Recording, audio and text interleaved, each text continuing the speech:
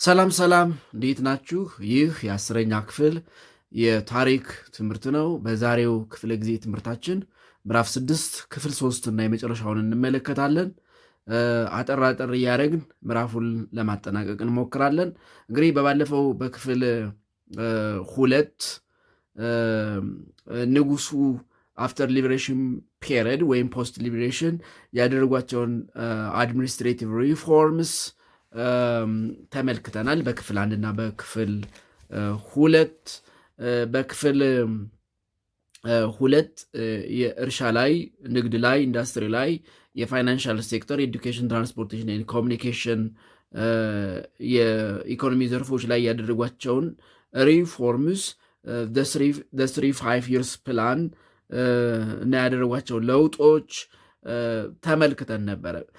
ነገር ግን ምንም እንኳ ንጉሱ የተለያዩ አስተዳደራዊ፣ ኢኮኖሚያዊ፣ ፖለቲካዊ ለውጦችን ለማድረግ ቢሞክሩም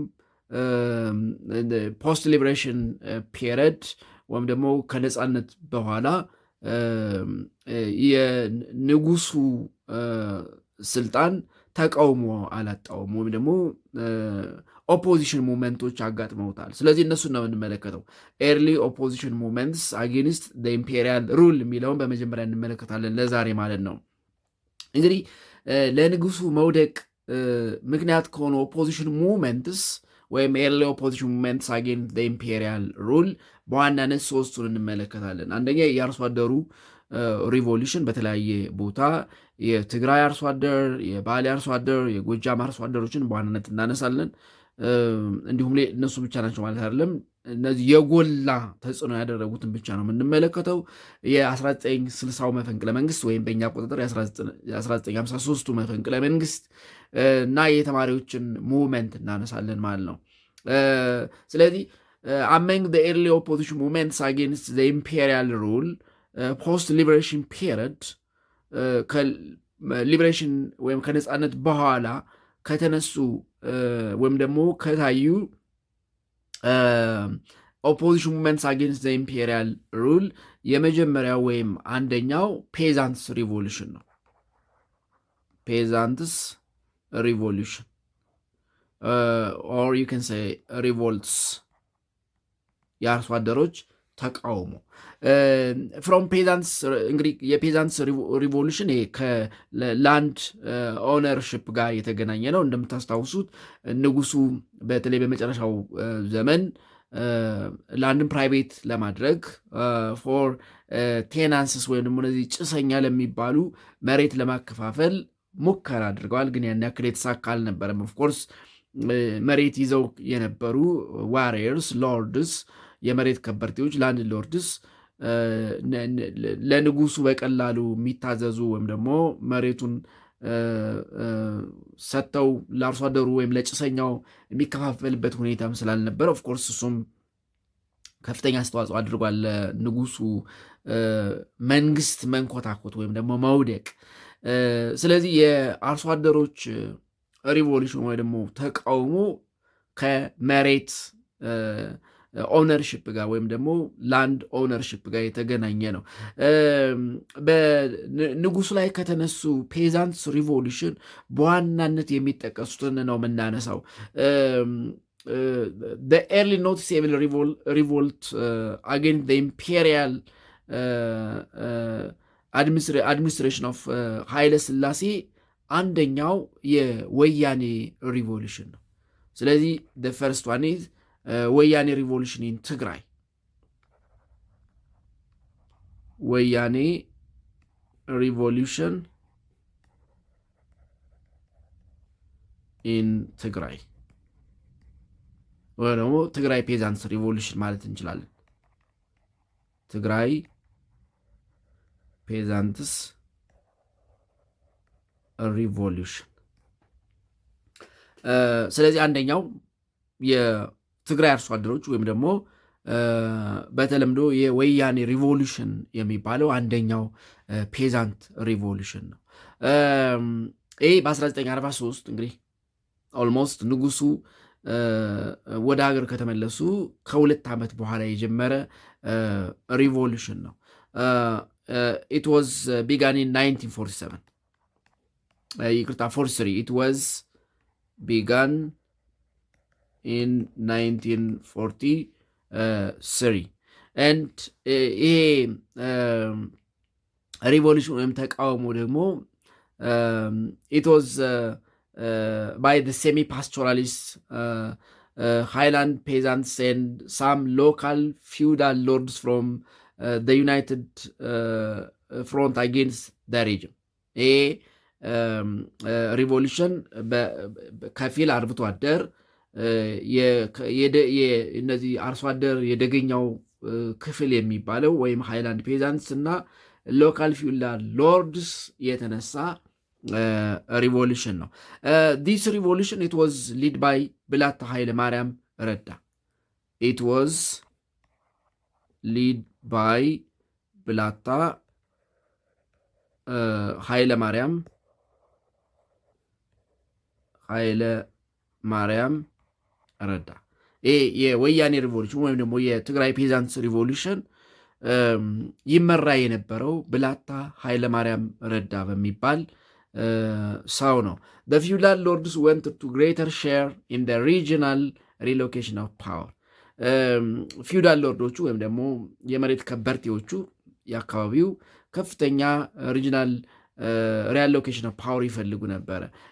the semi-pastoral communities of southern Tigray, especially Raya and Azabo, they felt that centralization posed a danger to their communal idea of egalitarianism and justice. የደገኛው ክፍል እነዚህ ሃይላንድ ከልቲቬተርስ የሚባለው ደግሞ they sought to prevent feudal exploitation and wanted to terminate the excessive demand for the state official and ለሚሊሻ ለስቴት ኦፊሻል ይከፍሉት የነበረውን ከፍተኛ የኤክሰስ ዲማንድ ማስቀረት ይፈልጉ ነበረ። ስለዚህ አንደኛው ወይም ደግሞ ኤርሊ የሚባለው ፔዛንትስ ሪቮሉሽን የትግራይ ፔዛንትስ ሪቮሉሽን ወይም በተለምዶ የወያኔ ሪቮሉሽን የሚባለው በ1943 የጀመረው በብላታ ኃይለ ማርያም ረዳ ይመራ የነበረው ነው። ሁለተኛው the second known peasant revolution against the imperial regime ወይም ኢምፔሪያል ሩል ባሌ ፔዛንትስ ሪቮሉሽን ነው። ባሌ ፔዛንትስ ሪቮሉሽን ወይም ሪቮልትስ። እንግዲህ ይሄ የባሌ አካባቢ በ1963 የጀመረ እና እስከ 1970ዎቹ የቀጠለ ሪቮሉሽን ነው። it was began in 1963 and ended in 1970 በ1963 ጀምሮ እስከ 1970 ድረስ የቀጠለ ወይ ደግሞ በ1970ዎቹ መጀመሪያ ላይ ያለቀ ወይም ደግሞ ያቆመ ሪቮሉሽን ነው። ይሄ በባሌ በዋቢ በዳሎ በገናሌ በሚባለው ዲስትሪክትስ ወይም ደግሞ አካባቢዎች የነበረ እና የተስፋፋ ሪቮሉሽን ነው። and one of the leader of ባሌ ሪቮሉሽን was ዋቆ ጉቱ ነው። የዚህ ሪቮሉሽን መሪዎች ከነበሩት ውስጥ የሚጠቀሰው ዋቆ ጉቱ one of the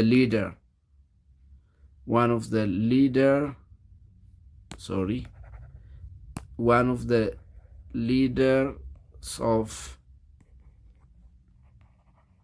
ባሌ uprising or revolution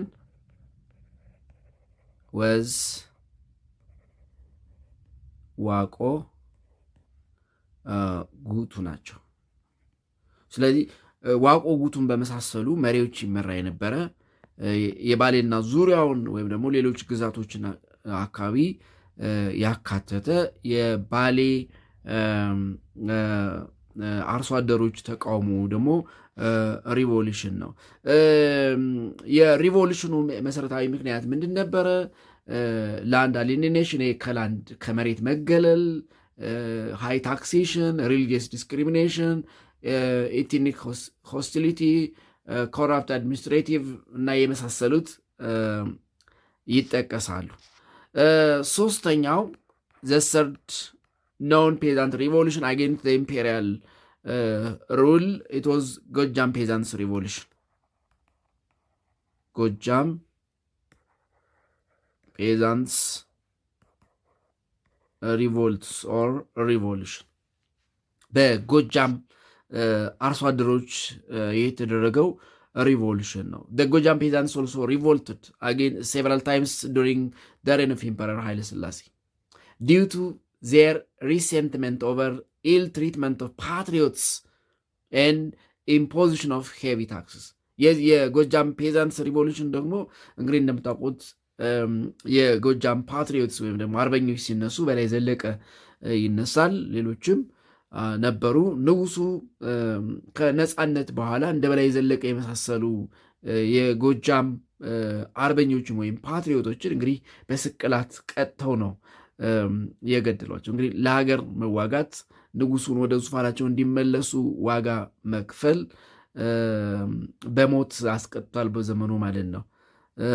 ስለዚህ በዚህና ሄቪ ታክሴሽን ከፍተኛ የሆነ የግብር ምክንያት የጎጃም አርሶ አደርም በጣም ከፍተኛ የሆነ ሪቮሉሽን ወይም ደግሞ ንቅናቄ አድርጓል ማለት ነው። ስለዚህ የጎጃም ፔዛንትስ ሪቮሉሽን ኢት ዋዝ ቢጋን ኢን 1967 በ1967 አካባቢ የጀመረ ነው። ቢጋን ኢን 1967 ኤንድ ኦፍ ኮርስ ብዙም አልቆየም ኤንድ ኢንድድ ኢን 1968 ኦልሞስት ለአንድ ዓመት ምናምን የነበረ ሪቮሉሽን ነው። ኤንድ ዘ ኮዝ ኦፍ ዘ ሪቮሉሽን was one, ill treatment of patriots, ill treatment of patriots, and heavy taxation, imposition of heavy taxation, imposition of heavy taxation. የጎጃም አርበኞች በትክክል በንጉሱ ጥሪት አለመደረጋቸው፣ አንዳንዶችን በስቅላት መቀጣታቸው እና የተጣለው ከፍተኛ ግብር ለጎጃም ፔዛንትስ ሪቮሉሽን ከፍተኛ የሆነ ሪቮሉሽን ወይም ደግሞ ተቃውሞ እንዲነሳ አድርጓል ማለት ነው። ስለዚህ የፔዛንትስ ሪቮሉሽን ወይም ደግሞ የአርሶ አደሮችን ንቅናቄ አጌንስት ኢምፔሪያል ሩል ወይም አጌንስት ኢምፐረር ኃይለ ሥላሴ ስናነሳ በዋናነት የትግራይ ፔዛንትስ ወይም የወያኔ ሪቮልትስ፣ የባሌ ፔዛንትስ ሪቮልትስ እና የጎጃም ፔዛንትስ ሪቮሉሽን ይነሳሉ ማለት ነው። ሁለተኛው the second ኤርሊ ኦፖዚሽን ሙቭመንት አጌንስት ኢምፔሪያል ሩል የ1960 መፈንቅለ መንግስት ነው። the COP of 1960 የ1960 መፈንቅለ መንግስት ነው። እንግዲህ ከአርሶ አደሮች ተቃውሞ በተጨማሪ የንጉሱን መንበር እንዲያውም ከዛ በኋላ የንጉሱ መንበር ጸና ማለት አይቻልም። ወይም ደግሞ ንጉሱ ተረጋግተው አገር አስተዳደሩ ማለት አይቻልም። በጣም የንጉሱን ዙፋን የንጉሱን ስልጣን ሼክ ካደረጉ ታሪካዊ ክስተቶች የ1960 እንደ ፈረንጆች ወይም በእኛ አቆጣጠር የ1953ቱ የመፈንቅለ መንግስት ሙከራ ነው። the most serious challenge to the administration of Emperor Haile Selassie in the post-liberation period was the attempted coup d'etat of 1960. በጣም the most serious challenge የነበረው ይሄ ነው። it was the most serious challenge. It was the most serious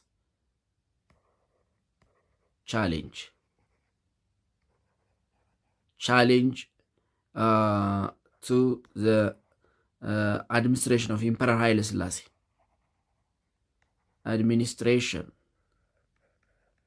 Administration of the king in the late when in the post liberation period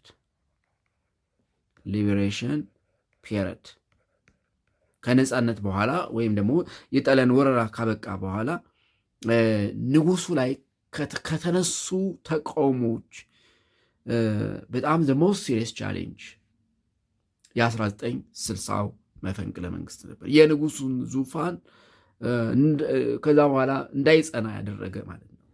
እንዳይጸና ንጉሱ በጥርጣሬ እንዲኖሩ ከዚህ ቀደም የነበራቸው መረጋጋት የመንግስታቸው መረጋጋት የነበረውን እንዲያጣ ያደረገ ሙከራ ነው። that attempt of the coup d'etat of 1960 and the coup was organized by two brothers። ይሄ የ1960ው መፈንቅለ መንግስት በሁለት ወንድማማቾች ኦርጋናይዝ የተደረገ ነበር። the coup was organized by two brothers named መንግስቱ ነዋይ and ገርማሜ ነዋይ። መንግስቱ ነዋይ and ገርማሜ ነዋይ።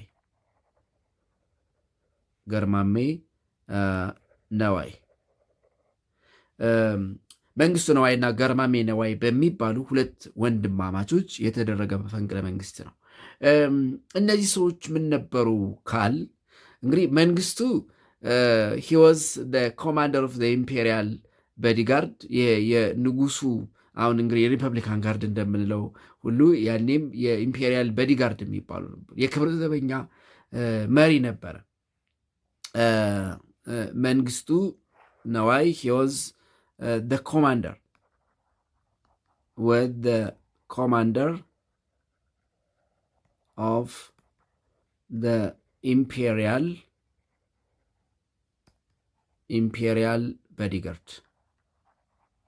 ቦዲጋርድ የክብር ዘበኛ ኮማንደር ነበር ወይም ደግሞ መሪ ነበር።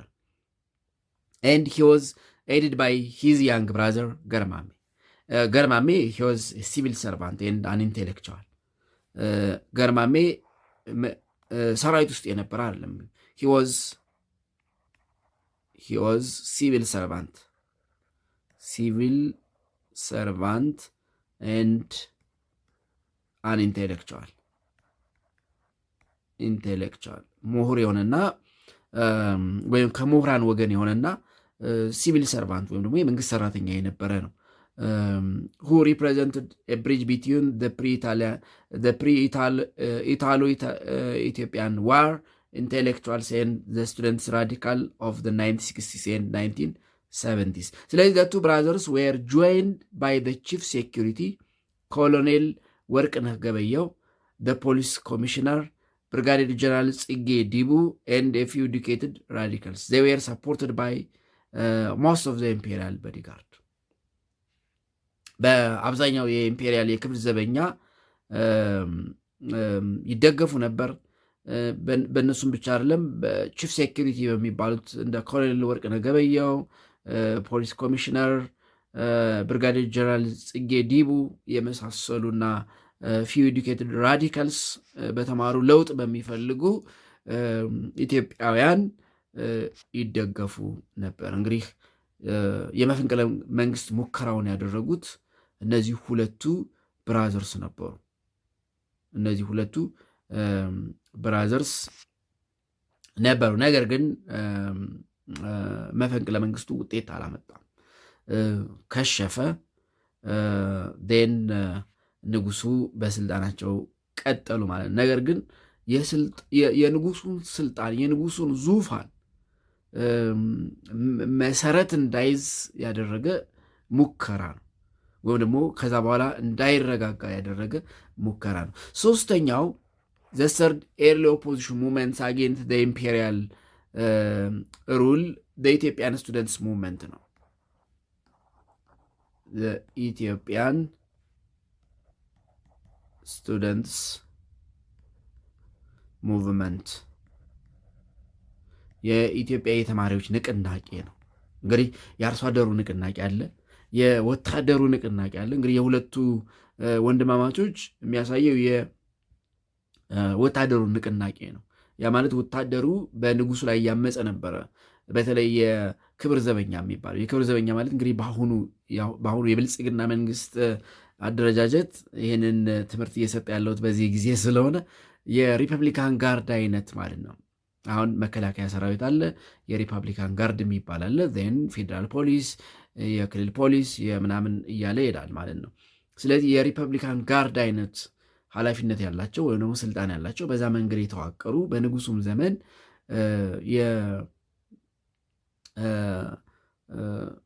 የክብር ዘበኛ የሚባል የክብር ዘበኛ የሚባል የመከላከያ ሰራዊት ክፍል ነበር። የአሁኑ የሪፐብሊካን ጋርድ ማለት የአፄ ኃይለሥላሴ የክብር ዘበኛ እንደማለት ነው። ስለዚህ ሶስተኛው ኤርሊ ኦፖዚሽን ሙቭመንት አጌንስት ኢምፔሪያል ሩል የተማሪዎች ንቅናቄ ወይም ደግሞ ስቱደንትስ ሙቭመንት ነው። እንደምታስታውሱት አፄ ኃይለሥላሴ ፖስት ሊብሬሽን ፔሪድ ካደረጓቸው ሪፎርምስ ወይም ደግሞ ማሻሻያዎች አንዱ ኤዱኬሽን ላይ ያደረጉት ማሻሻያ ነው። በተለይ የሁለተኛ ደረጃ ትምህርት ቤቶች እንዲስፋፉ አድርገዋል። ኢቨን ሃየር ኤዱኬሽን ዩኒቨርሲቲዎች እንዲቋቋሙ አድርገዋል። ኮሌጆች፣ ኢቨን ሜዲካል ኮሌጆች፣ ሄልዝ ኤንድ ሜዲካል ኮሌጆች ጎንደርና ባህር ምንድነው አዲስ አበባ ላይ እንዲቋቋሙ አድርገዋል። ዋና ዋና የሚባሉት የሀገሪቱ ዩኒቨርሲቲዎች ኦልሞስት ወደ 6 ወይም 7 ዩኒቨርሲቲዎች በእሳቸው ዘመን ተቋቁመዋል። የአዲስ አበባ ዩኒቨርሲቲ ጨምሮ የጎንደር ሜዲካል ወይም የጤና ኮሌጅ፣ የሀረማያ የእርሻ ኮሌጅ፣ የአርባ ምንጭ አይ ቲንክ የምህንድስና ኮሌጅ፣ ጅማ እንዲሁም የአለማያ የግብርና ኮሌጅ የመሳሰሉት የተቋቋሙት በንጉሱ ዘመነ መንግስት ነው። ስለዚህ በእነዚህ በሁለተኛ ደረጃና በከፍተኛ የትምህርት ተቋማት ይማሩ የነበሩ ተማሪዎች ንጉሱን በመቃወም ሙቭመንት ጀመሩ ማለት ነው። ሙቭመንት ጀመሩ። ስለዚህ የኢትዮጵያን ስቱደንትስ ሙቭመንት ስንል በሁለተኛ ደረጃና በከፍተኛ ደረጃ የትምህርት ተቋማት ላይ ይማሩ የነበሩ ተማሪዎች ናቸው። በተለይ ደግሞ በአዲስ አበባ ዩኒቨርሲቲ ይማሩ የነበሩ ተማሪዎች። የተማሪዎች ሙቭመንት 2 ርዕሰ ሀሳቦችን የያዘ ነበረ። ስቱደንትስ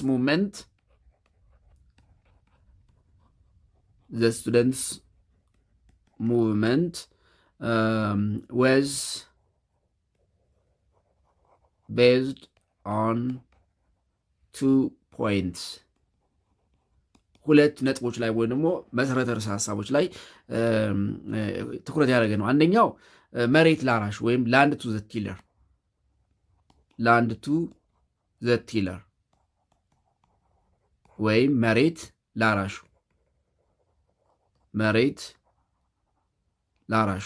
ምክንያቱም አርሶ አደሩ መሬት አልነበረውም፣ ላንድ ለስ ነበረ። ቴናንትስ፣ ፔዛንትስ እነዚህ አርሶ አደሮች፣ የሚቆፍሩ ሰዎች፣ የሚያርሱ ሰዎች፣ ግብርና ላይ የተሰማሩ ሰዎች መሬት አልነበራቸውም። የመሬት ከበርቴዎች ባሪያ ነበሩ ማለት ይቻላል። የጉልትና ርስት ያላቸው ሰዎች ነበሩ መሬት የሚይዙት። ስለዚህ መሬት ላራሹ ይገባዋል፣ መሬት ለጭሰኛው ይገባዋል የሚል ነው። ሁለተኛው ይሄ ማርክሲዝም ሌኒኒዝም ራይት ኤንድ አፕሮፕሪየት አይዲዮሎጂ አድርገው ያነሱት ነበረ። አድቮኬቲንግ ማርክሲዝም ሌኒኒዝም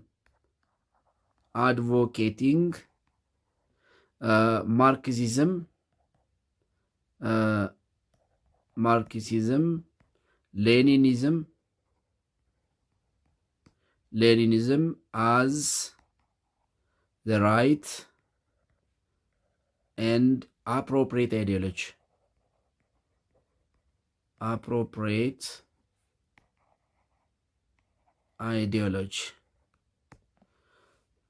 ማርክሲዝም ሌኒኒዝም ኦፍኮርስ በኋላ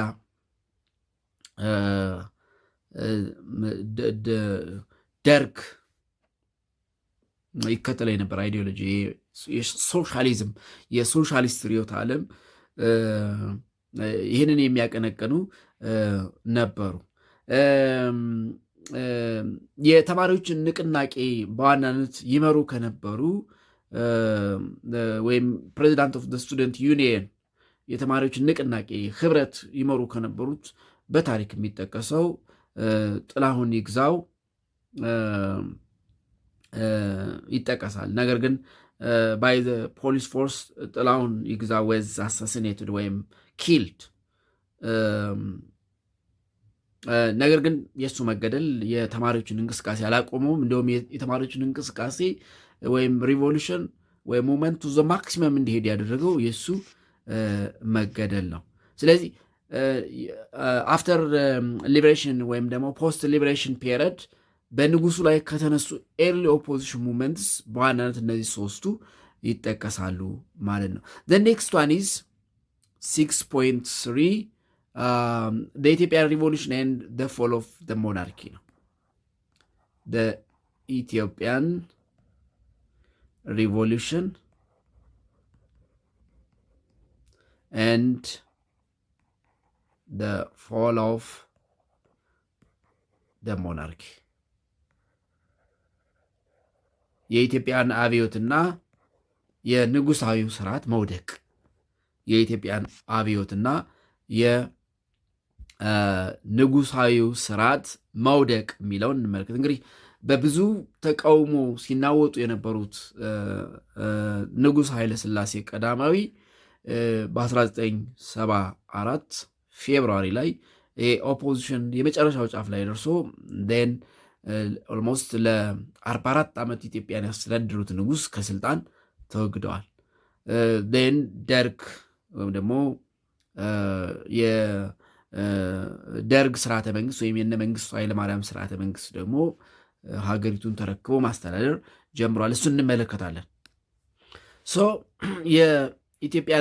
የኢትዮጵያንን አብዮትና የንጉሱን ንጉሳዊ ስርዓት መውደቅ ስንመለከት እንግዲህ ከዚህ ቀደም እንዳልኩት በተለይ 1953ቱ በእኛ አቆጣጠር ወይም የ1960ው መፈንቅለ መንግስት የንጉሱን ዙፋን በመሰረታዊ ነገር ነው ያነቃነቅ ወይም ደግሞ እንዳይረጋጋ ያደረገው። ስለዚህ ንጉሱ በተለያየ አቅጣጫ ሪቮሉሽን ሲነሳባቸው ስልጣናቸውን ለማቆየት ዙፋናቸውን ለማጽናት ሙከራ ነው ያደረጉት። የሀገሪቱን ኢኮኖሚ የሚነሱ ችግሮችን ለመቅረፍ አይደለም፣ በጉልበት ወይም ደግሞ በኃይል ችግሮችን ለመፍታት ሙከራ ያደረጉ። እሱም ብቻ አይደለም፣ ተፈጥሯዊ እና ሰው ሰራሽ ምክንያቶች ደግሞ በሀገሪቱ ላይ ከፍተኛ ችግር ፈጠሩ። ለምሳሌ የ1958ቱን የ59ን የትግራይን ረሃብ ማንሳት እንችላለን። የ1956ቱን እንዲሁም የ1966ቱን የዋግ ላስታ ረሃብ ማንሳት እንችላለን። የ1972ቱን የ1973ቱን የወሎ አካባቢውን ድርቅና ረሃብ ማንሳት እንችላለን። በተለይ የወሎ ረሃብ በዓለም አቀፍ ሚዲያዎች ተገልጦ ንጉሱን በጣም በዓለም አቀፍ ሁኔታ እንኳን ጫና ውስጥ እንዲገቡ አድርጓቸዋል። ስለዚህ እነዚህ መሰረታዊ ችግሮች እየሰፉ መጥቶ በተለይ በ1974 መጀመሪያ የኢትዮጵያ ሁኔታ የሪቮሉሽን ምንድን ነው የነውጥ ማዕበል ውስጥ ገባ ማለት ነው። ፖፑላር አፕራይዚንግ ቢካም ዋይድ ስፕሪድ፣ የህዝባዊ ንቅናቄዎች በጣም ተስፋፉ። በተለይ ደግሞ በከተሞች የእነዚህ የተማሩ ማህበረሰቦች እንግዲህ ካልተማረው እስከ ተማረው ከወዛደሩ እስከ ወታደሩ በሀገሪቱ ላይ ከፍተኛ የሆነ ትርምስ ወይም ደግሞ ንቅናቄ ፈጠረ ማለት ነው። ስለዚህ በ1974 ፌብሩዋሪ ንጉሱ ከስልጣን ወረዱና ስልጣንን ደርግ ወይም ደግሞ ኮኦርዲኔት ኮሚቴ ኦፍ አርምድ ፎርስ የሚባለው ተረከበ ማለት ነው። ስለዚህ አፍተር ዋይድ ስፕሪድ ሪቮሉሽን and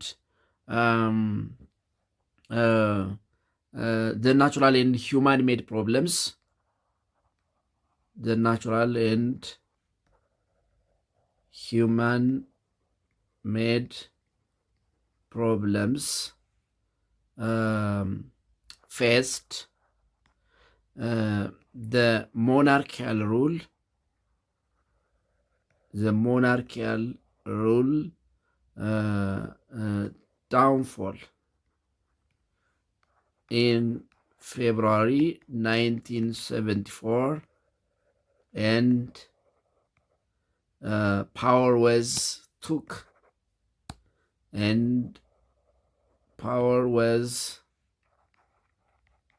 by AFCC, that is the Coordinated Committee of the Armed Force, commonly known as DERC. Commonly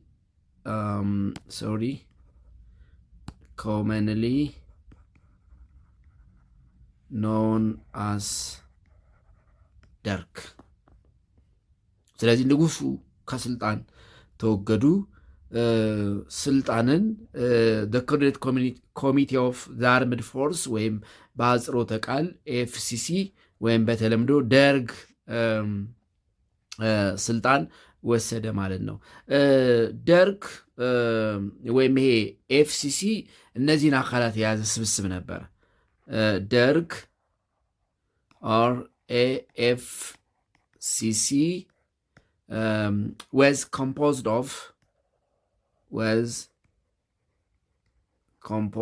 of senior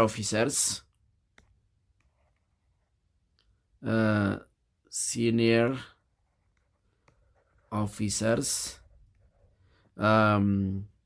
below the rank of major, armed forces,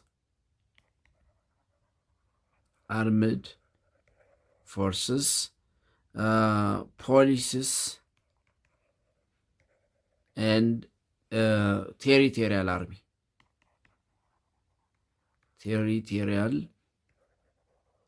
እነዚህን የያዘ ነበር ዋት ደርግ የሚል ወይም ደግሞ ኤፍሲሲ ወይም ደግሞ ኮኦርዲኔት ኮሚቴ ኦፍ ዘ አርምድ ፎርስ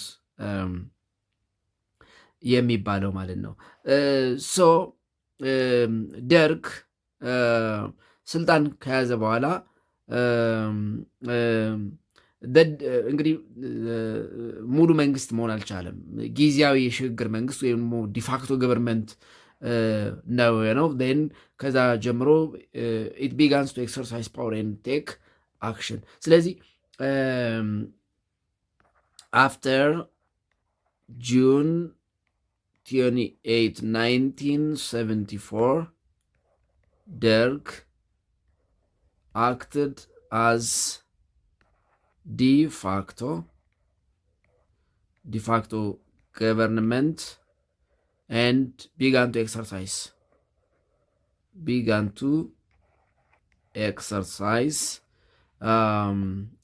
power and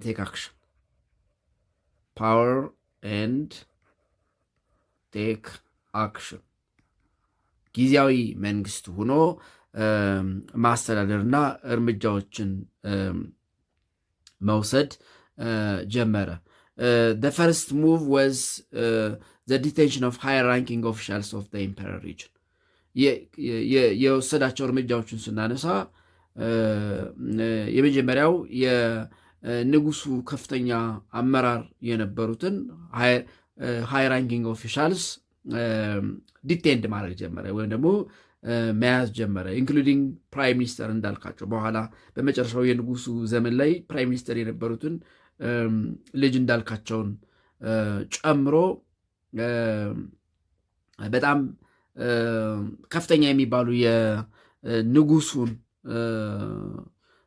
ባለስልጣናት ዲቴንድ ማድረግ ጀመረ።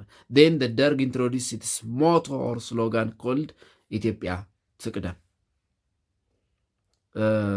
ደርግ introduced its motto or slogan called ኢትዮጵያ ትቅደም። ኢትዮጵያ ትቅደም የሚለውን መፈክሩን ወይም ሞቶውን ኢንትሮዲውስ ማድረግ ጀመረ። September 12, 1974, the Derg deposed Haile Selassie and transformed itself into a provincial military administration council. እንግዲህ እስከዛ ጊዜ ንጉሱ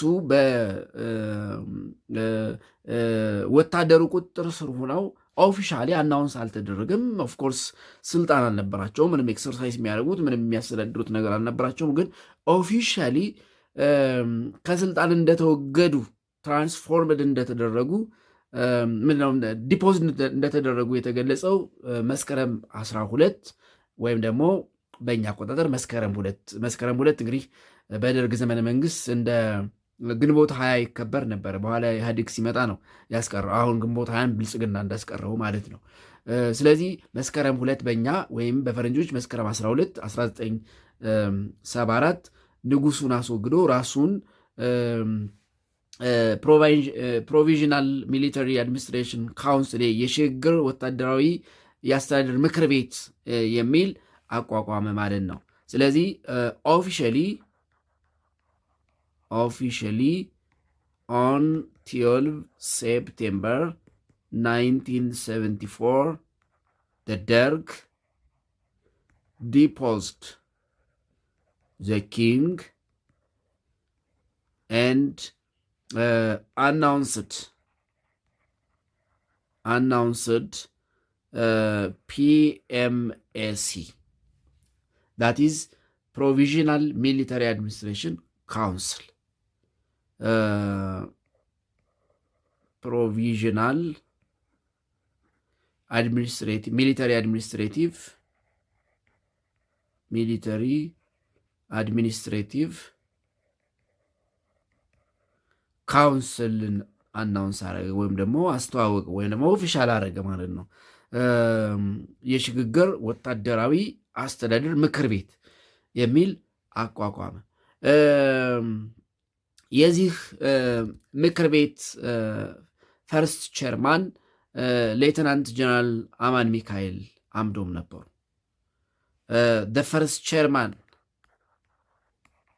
the first chairman of PMAC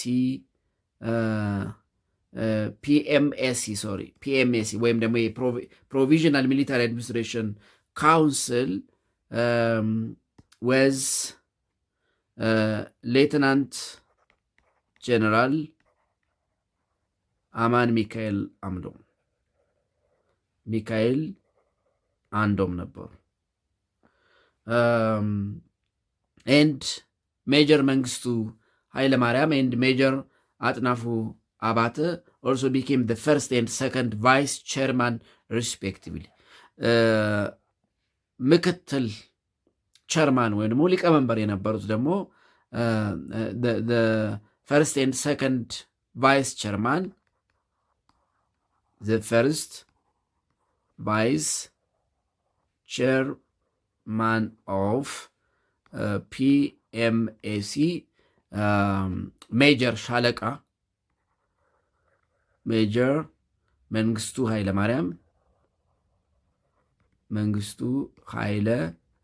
ማርያም and the second vice chairman of PMAC, that is the Provisional Military Administrative Council, was again Major Atnafu Abate. Major አጥናፉ አባተ ነበሩ። ስለዚህ ሌተናል ጀነራል አማን ሚካኤል አምዶን ሊቀመንበር፣ መንግስቱ የመጀመሪያ ተቀዳሚ ምክትል ሊቀመንበር፣ ሜጀር አጥናፉ አንበሉ ደግሞ ሁለተኛ ቫይስ ቸርማን ወይም ምክትል ሊቀመንበር ተደርገው ተሾሙ። However, General Aman, who was a well-known popular commander and hero of the war in the first Ethio-Somali war, was in conflict with the radical elements in the Derg over the question of Eritrea. Finally, he was killed at his home while he resisting arrest. On November 24, 1974, Brigadier General Tafari Benti became both the new chairman of the DERC and head of state, with Mengistu Hailemariam and Aznafo Ambelu as his two vice chairman. በኤርትራ ጥያቄ ላይ የተለየ ሀሳብ የነበራቸው ሌተናንት ጀነራል አማን ሚካኤል አምዶም በነበራቸው ተቃውሞ እንግዲህ በደርግ ወይም ደግሞ በእነ መንግስቱ ኃይለማርያም ተገለው በ1974 እንደገና ጀነራል ተፈሪ በንቲ የፒኤምኤሲ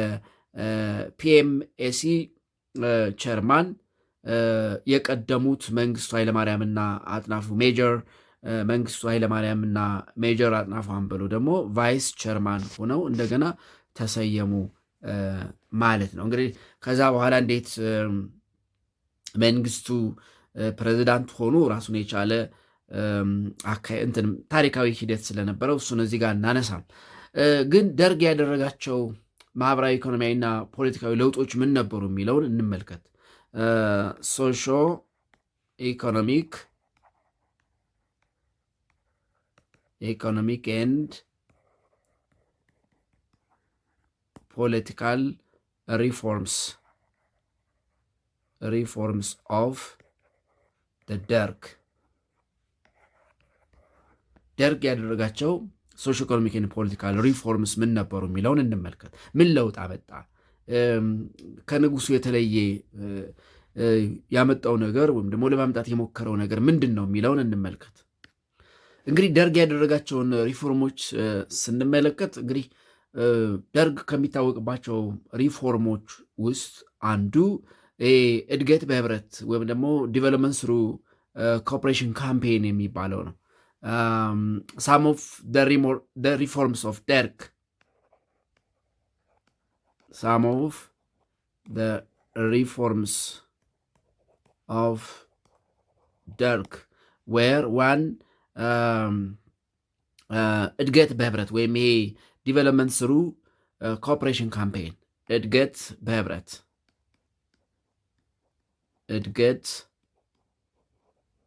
በህብረት ይህ እድገት በህብረት ዓላማው ምንድን ነበር? ይህ መሀይምነትን ለማጥፋት የገጠሩ ማህበረሰብ የማስተማር እንቅስቃሴ ነው። ኢትስ ቱ ኢራዲኬት ኢሊትሬሲ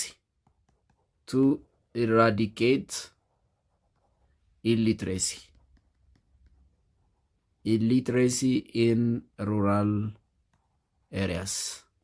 ለዚህም 60 ሺህ የሚሆኑ የዩኒቨርሲቲ ተማሪዎችን በዚህ ካምፔን ወይም እድገት በህብረት ዘመቻ እንዲሳተፉ አድርጓል።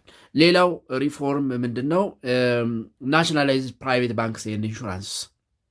እነዚህ ፕራይቬት ባንኮችን እና ኢንሹራንሶችን የመንግስት አድርጓል። ናሽናላይዝድ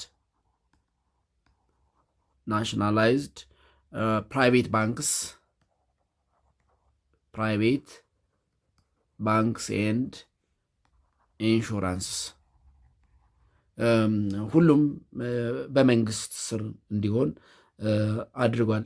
ይህም ብቻ አይደለም፣ ፕራይቬት ኢንዱስትሪስ፣ ፕራይቬት ቢዝነስ፣ እነዚህ ሁሉ በመንግስት ስር እንዲሆኑ አድርጓል። ፕራይቬት ባንክስ ኤንድ ኢንሹራንስ፣ ፕራይቬት ኢንዱስትሪስ ኤንድ ቢዝነስ፣ ፕራይቬት ኢንዱስትሪስ ኤንድ ቢዝነስ ኢብን ሁለት ቤት ያለው እንኳን አንዱ ተወስዶበታል። ሌላው ናሽናላይዝድ ኦል ሩራል ላንድ፣ መሬት የመንግስት ነው የሚለውን አድርጓል። ናሽናላይዝድ ኦል ሩራል ላንድ ኤንድ ብሮት ቱ ዘ ኤንድ ኦፍ ፊውዳሊዝም to the end of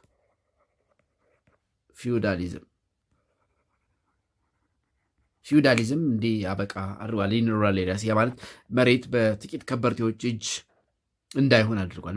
መሬት የመንግስት ነው የሚለውን በዋናነት ሪፎርም አድርጓል ማለት ነው። እነዚህ እንግዲህ የደርግ ዋና ዋና ሪፎርሞች የሚባሉ ናቸው። እሱም ሌሎችም አሉ ኦፍኮርስ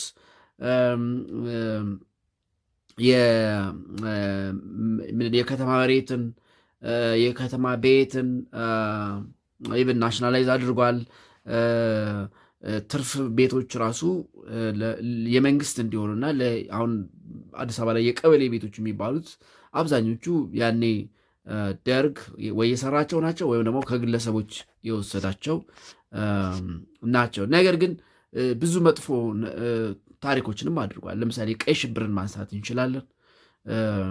ቀይ ሽብር ወጣቶች በጅምላ የተፈጁበት፣ የኢትዮጵያ ምሁራን ያለቁበት፣ ኢቨን ደርግ ራሱን እንኳን